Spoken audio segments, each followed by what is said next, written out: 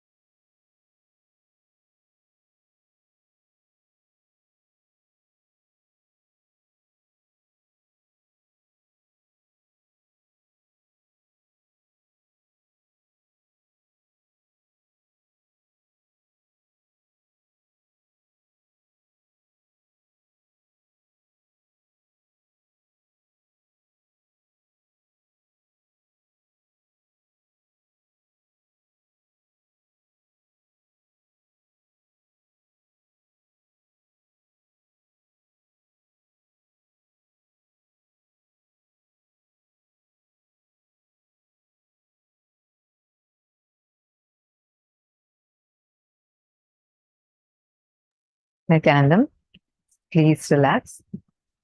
Swamiji himself explained to us what is Swarupa Samadhi and took us through an intense process for Swarupa Samadhi. Swamiji explained to us about the state and space of Samadhi too, and what you need to be doing.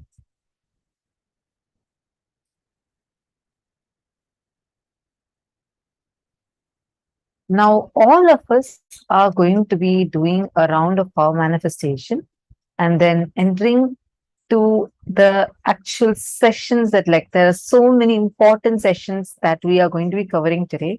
But before that, I would like to understand from each participant, who all do you want to invite for today's program, and for whom specifically you are wanting to receive healing for, and anyone that is struggling with any kind of health issues.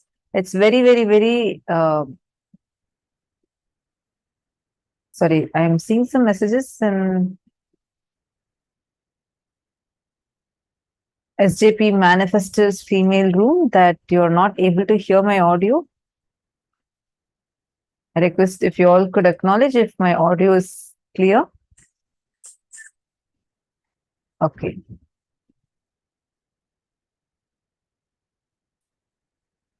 Thank you, Mom Madeleine. Now understand, today we are going to be attending to some of the very important parts of ourselves. Now, what are these? The thoughts that we carry. Swamiji said, Paramashiva runs his whole universe without thoughts. But all of us are sitting with thoughts. And these thoughts are so powerful that they have a direct impact over how we exist in our body, how we feel about our body, and how inside of us, how are we feeling about ourselves. All of these together constitute the way how we exist, what we experience as our health. So today, when we are experiencing the breakthrough from these patterns and understanding the nuances, you're not just going to be healed. See, one Swamiji will definitely give you healing today.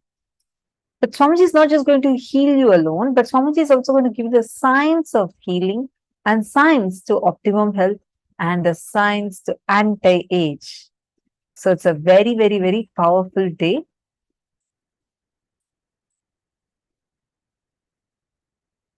May I request all the participants to take a few minutes and quickly invite any of your family members or friends,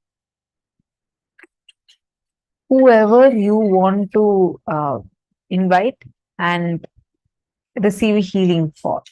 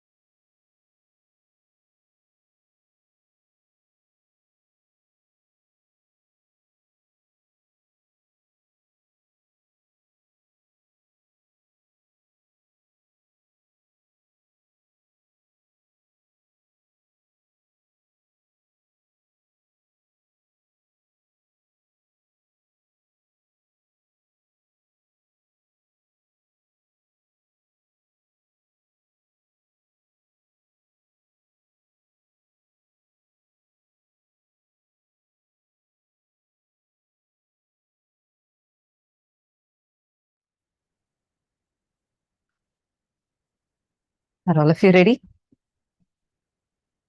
Shall we all enter into power manifestation session? Okay.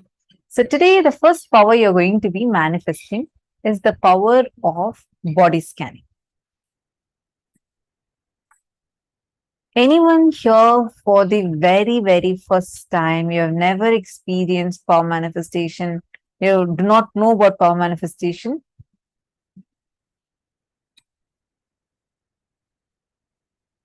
If any of you are here and you have never had a body scanning, you've never experienced it, please just let us know in the chat. Okay, so now with this process that Swamiji has just done for all of us, we are going to be manifesting the power of body scanning. Please connect with any person within the program and you're going to first intensely radiate the intense love and oneness as Swamiji. First, ask the partner's consent whether you can scan their body, and you're going to just intensely be in that oneness with Swamiji, and close your eyes and just start with that oneness. Ask Swamiji to reveal to you what is the issue that the person is having. Swamiji himself will reveal to you in your third eye. You will sometimes, first it will start as, you will actually feel it in your body. Many times when I do body scanning, I feel it like if someone is having a back pain. I suddenly feel like I want to go through the pain,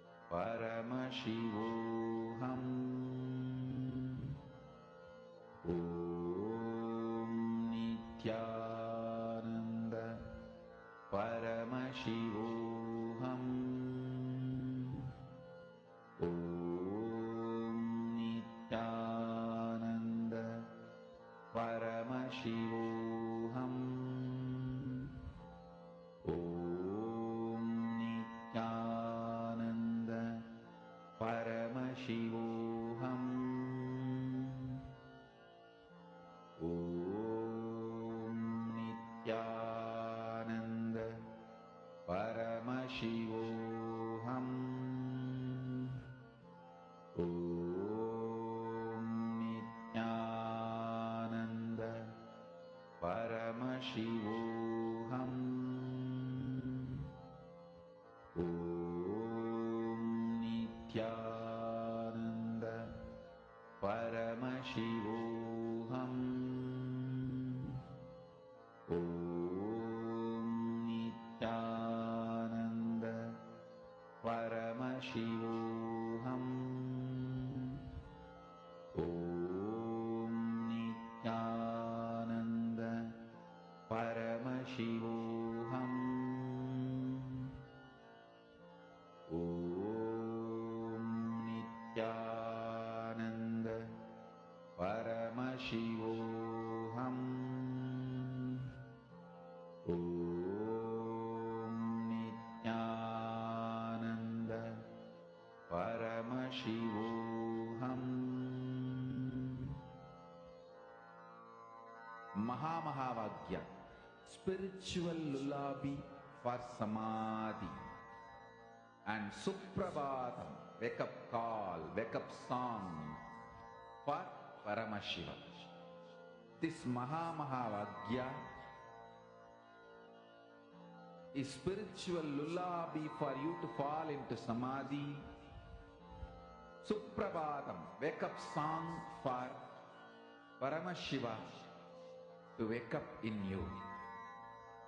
Just remember this one powerful cognition. This Mahamahāvāgya puts me in samadhi. This is spiritual lullaby for samadhi, and Suprabhatam, wake up song for Paramashiva in me. For Paramashiva to manifest. With this one spiritual powerful cognition, chant this Mahamahāvāgya.